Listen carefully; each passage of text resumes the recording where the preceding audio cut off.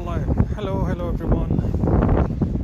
And my question today is, for a good marketer, you need to be a good detective. What does this mean? Okay, so my name is Munir, and thank you for being here or watching this video. So, one of the first questions you will be asked as a marketer is to define who is your ideal customer. Who is your customer? Not what product you have. It's more that who will buy from you, who will be your best customer possible. So in order to do that, you will try to define who will be your suspect. Are you suspecting to be a good customer? You can go through demographics like age, sex, married, with children, income, etc. So these are demographics. But you can also go through psychographics. What is he thinking of? Where he is right now in his life? What are his or her pain points? What the desires? What the beliefs? What the false beliefs? What they are going through life right now? It's a good marriage, bad marriage, car, etc., loan, home, blah blah blah blah blah blah blah, anything. So you can go through demographics or psychographics or interests. They are the same. But being a good detective, you need to connect the dots. You need to search for the information, grab it, study it, model it, and then go use it. But before that, you need to be a good detective. You need to know exactly. First of all, you will have a suspect, not a prospect. So once you confirm that, you will be, or he will be, a prospect.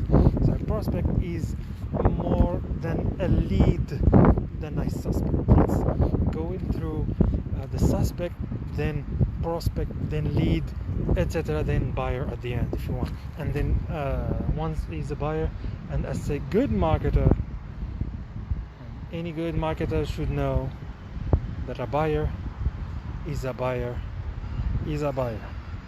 Okay? So let me go again.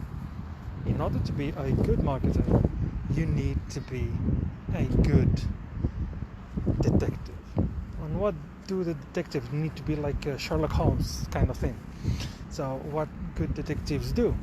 So go to the crime scene where the crime has already been done, committed, and study the scene where the act has been performed, and see what are the actions, what are the beliefs, what are the motivations they had in order to commit that crime or not.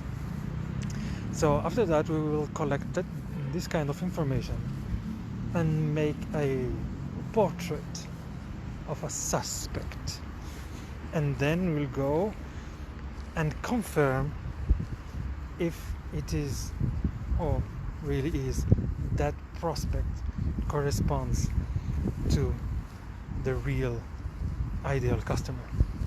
And that reminds me of a really interesting story about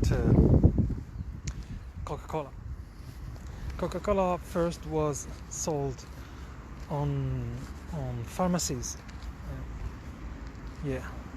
As it was for treating stomach problems, or when you have digestion problems, you can get by Coca-Cola, and then you are relieved.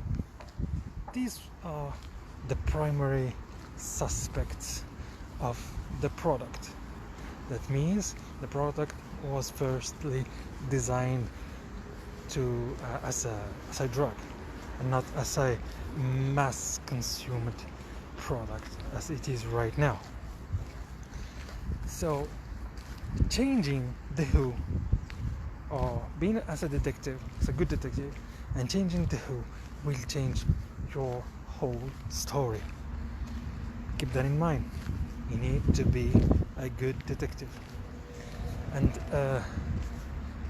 in my opinion, the best book I have ever read about deduction is In the Name of the Rose.